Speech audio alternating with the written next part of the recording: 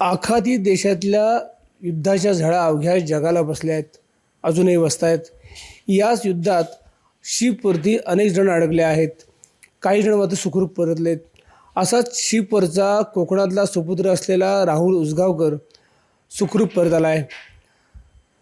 2 अटॅकचा साक्षीदार असलेला राहुल घरी कधी परततोय याची चिंता त्याच्या घरच्यांनाही लागली होती. माझ्यासोबत राहुल आहे. राहुल याच युद्धाचा साक्षीदार आहे आणि तो परतला आहे. आपण त्याच्याशी बोलणार आहोत. राहुल, काय सांगशील? नमस्कार, मी कॅप्टन राहुल उसगावकर. मी 25 फेबला युद्ध चालू झालं आणि अनलकीली 25 फेबलाच आम्ही स्ट्रेट ऑफ हॉर्मुझमधून आतमध्ये एंट्री केली पर्शियन गल्फमध्ये. तिथे जवळजवळ 1 महिना होतो. त्या 1 महिन्यामध्ये बरंच काही पाहायला मिळालं. म्हणजे एकतर इंडिव्हिज्युअल लेवलला स्वतःसाठी ते टेन्शन होतं. सेकंडली जो आमचा स्टाफ होता, जवळजवळ 28-29 लोकं शिपवर होती, त्या प्रत्येकाचं कुटुंब, ते एक टेन्शन होतं. तिसरं, आमच्याकडे हायली फ्लेमेबल डिझेल कार्गो होता आणि क्वांटिटीसुद्धा खूप होती. अबाउट 88,000 मेट्रिक टन इतका कार्गो लोडेड होती शिप. ते एक तिसरं टेन्शन होतं. अशा कंडिशनमध्ये काय करायचं हे कळत नव्हतं. त्याच दरम्यान 2 वेळा आम्ही शिपवर झालेले अटॅक पाहिले, लाईव्ह अटॅक. त्याच्याशिवाय आणखी बरेचसे मिसाईल फायर होणारे, इंटरसेप्ट, आणखी इंडिव्हिज्युअल अटॅक्स, अशा बऱ्याचशा गोष्टी आम्ही पाहत होतो. हे सगळं चालू असताना बाकीचे जे काही चॅलेंजेस फेस करत होतो, जसं की फ्रेश वॉटर, पाण्याची कमतरता, पिण्याच्या पाण्याची कमतरता, जेवणाची कमतरता, ह्या सगळ्या गोष्टी होत्याच. सुखरूप देवाच्या कृपेने आम्ही तिथून बाहेर पडलो. पण बाहेर कसे पडू, काय पडू, याच विचारामध्ये आमचा महिना निघून गेला. आजही जो आमचा स्टाफ होता, नवीन स्टाफ तिथे जॉईन झाला आहे. आम्ही 2 जणं पहिले बाहेर पडलो आहे. त्यानंतर आणखी 8 जणं बाहेर आलीत. दुबईतून बाय एअर आम्ही बाहेर निघालो. बाय एअर निघतानासुद्धा फ्लाईटने जेव्हा खाली वाकून बघितलं, स्ट्रेट ऑफ हॉर्मुझ पास झाला, तेव्हा आम्ही श्वास घेतला आणि घरी आलो. हे होतं. त्याच्यामध्ये जसं तुम्ही म्हणालात की 2 अटॅक आम्ही पाहिले. पहिला अटॅक असा होता की लकीली ज्या दिवशी आमचं ऑपरेशन होणार होतं, आमच्या नशिबाने आणि आमच्या बाजूला जी शिप होती त्यांच्या दुर्दैवाने त्या शिपचे ऑपरेशन्स सकाळी स्टार्ट झाले आणि एक अनमॅन बोट येऊन त्या शिपला ठोकली. त्या शिपवर लोडेड होती ती शिप आणि ऑपरेशन्स चालू होते. त्या शिपच्या बाजूला आणखी एक शिप लागली होती. तर तो खूप मोठा एक्सप्लोजन झाला. त्या एक्सप्लोजनमध्ये जो काही शिपचा क्रू होता, इंडियन क्रू होता पूर्ण, तर त्यांनी आमची जी काही ट्रेनिंग असते त्या ट्रेनिंगप्रमाणे 100% त्यांनी आपलं ट्रेनिंगचं हे करून आणि धाडस दाखवून ते लाईफ बोटने तिथून एस्केप झाले. आणि एक सर्वेअर होता इराकी नॅशनॅलिटीचा, त्यालासुद्धा त्यांनी वाचवलं. तो पाण्यात पडला. बट अनलकीली एक स्टाफ मेंबर तिथे त्याची डेथ झाली. तो एक अटॅक होता. जो दुसरा अटॅक आम्ही पाहिला, तिथून जेव्हा आम्ही लोड करून दुबईत आलो, दुबईत आल्यानंतर ज्यावेळी अँकर करणार होतो, तर आमचा अँकर होताच आमच्या पुढे आणखी एक शिप होती. त्या शिपवर अटॅक झाला. तिथे कोणती जीवितहानी नाही झाली, पण त्या शिपचं फार मोठं नुकसान झालं होतं. हे सगळं झालेलं पाहून जो माझा स्टाफ आहे तो खूप घाबरलेला होता. दिवसरात्र कोणी झोपत नव्हतं. पण आमची जी कंपनी होती त्या कंपनीने चांगला सपोर्ट केला. काही सायकॅट्रिस्ट नेमले होते जे डेली टू डेली कॉल करत होते. गव्हर्नमेंटचाही सपोर्ट होता. इंडिव्हिज्युअल शिप टू शिप त्यांचे रिपोर्टिंग चालू होतं. म्हणजे एव्हरी 6 आवर्स, एव्हरी 12 आवर्स आमचं कम्युनिकेशन चालू होतं की कशी सिच्युएशन आहे, काय चाललं आहे. तर हा असा एक्सपिरियन्स होता. तू शिपचा कॅप्टन होतास. तुला कंपनी शिप तिथनं हळूहळू सांगत होती, मात्र तू ठाम भूमिका घेतलीस. तर तो प्रसंग काय सांगशील?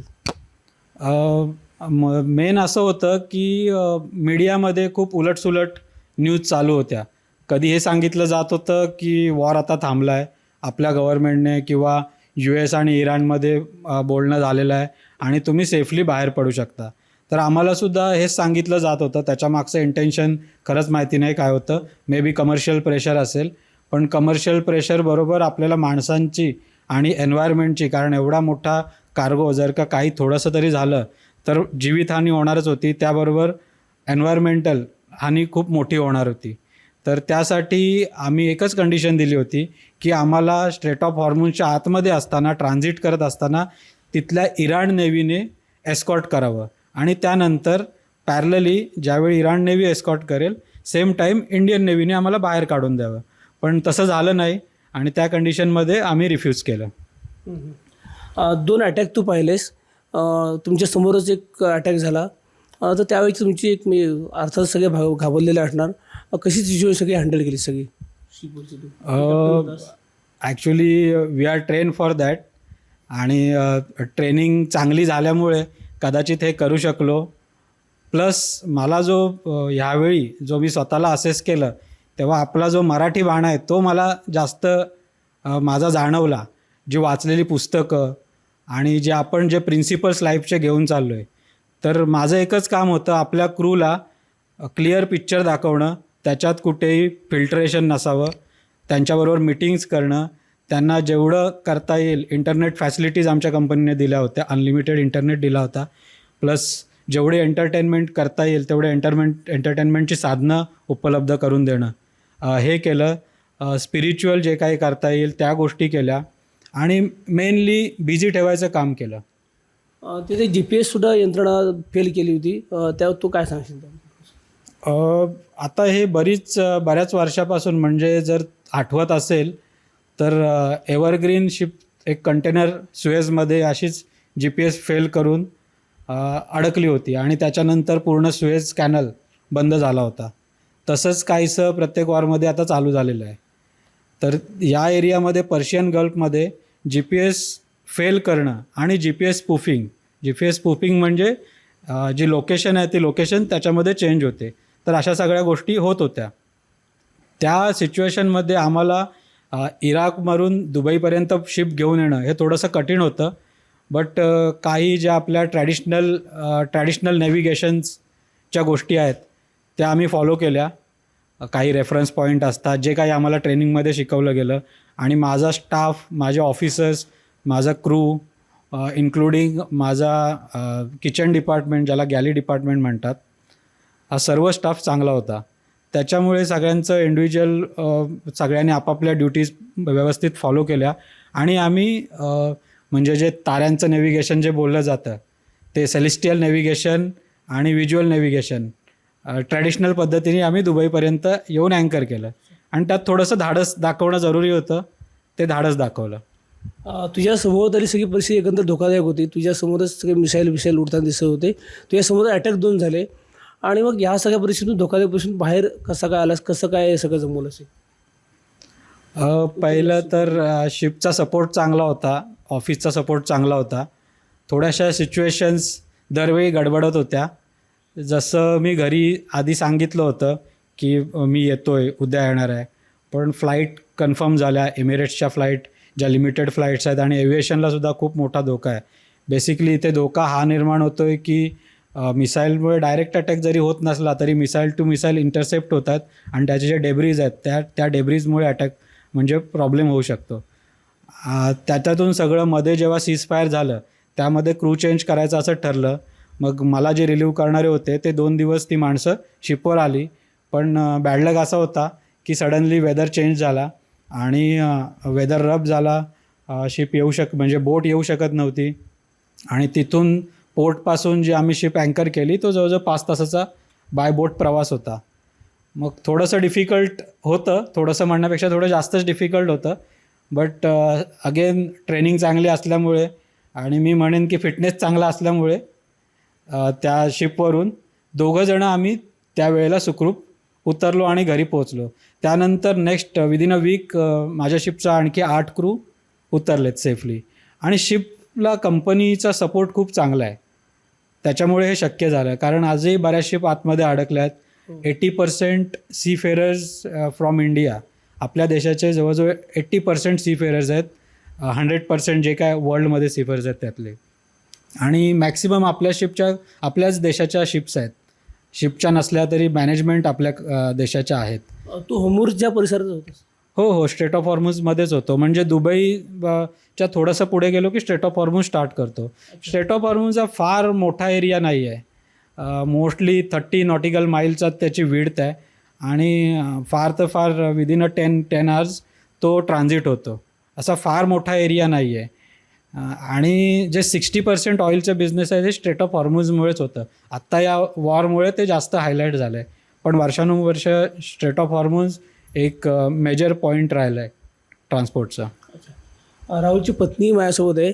ती या सगळ्या विषयात टेन्शनमध्ये होती. राहुल कधी सुखरूप परत त्या विषयात टेन्शनमध्ये होती. आपण तिला विचारूया. काय सांगशील राहुल, आता परत आलाय एकंदर आता परत आले तर खूप छान वाटतंय. त्यावेळी कसं व्हायचं, ह्याचा एखादा दिवस फोन नाही आला सकाळी, मी रोज सकाळी उठून आधी फोन चेक करायचे, बाबा आता फोन मेसेज आला असेल, आणि एखाद्या दिवशी नाही आला की मग खूप टेन्शन यायचं. मग फोन बघत बसायचे, आला की मग ठीक आहे बाबा आता हा सुखरूप आहे. आणि 6 तारखेला खरं तर हा आधी येणार होता. याचा अचानक मेसेज आला. रात्री मला बोललेला मी मेसेज टाकतो तुला की शिपवरून उतरलो की. तर ह्याचा काय मेसेज नाही आला. मी 4:30ला ह्याला फोन लावला. हा म्हणतो नाही आता वेदर खराब झालं आहे, आता काही साईन ऑफ होत नाही आहे. त्यावेळी वाईट वाटलं, पण मग नंतर म्हटलं नाही हा सुखरूप तर यायला पाहिजे. म्हटलं ठीक आहे जेव्हा होईल तेव्हा कर. मग नाही, ह्यानी मग नंतर ते मॅनेज करून रिस्क घेऊन स्वतःची उतरला आहे तो. पण आता छान वाटतंय आल्यानंतर. राहुल ज्या वेळेला तिकडे होता त्यावेळेला राहुलची पत्नी, आईवडील, कुटुंब सगळे चिंतेत होतं, कारण राहुल कसा परतणार या सगळ्या विषयातनं असं एक टेन्शन होतं. राहुल त्यासमोर 2 अटॅक झाले. एक अटॅकमध्ये तिथला कोणती शिपमधला गेला, तर ते थोडक्यात एक काय सांगशील? जो गेला त्यामध्ये? अटॅक झाला तर ॲक्च्युली तो शिप स्टाफ नव्हता, ऑफिस स्टाफ होता, but he is a x seafarer. आणि त्याने जस्ट ऑफिसमधून एका ऑडिटसाठी, मे बी ऑडिटसाठी त्याने जॉईन केली होती, आणि अनलकीली तो त्या लाईफ बोटपर्यंत पोचू शकला नाही. त्या अटॅकमध्ये त्याची डेथ झाली. आणि त्याच्याबरोबर आणखीसुद्धा जो इराकचा जो एक नॅशनॅलिटीचा माणूस होता, तुमच्या समोर त्याने पाण्यामध्ये जंप मारली आणि बाकीच्या शिप स्टाफने त्यांना वाचवलं, त्यामुळे तो सुखरूप पोचला. तर हा होता राहुल उसगावकर.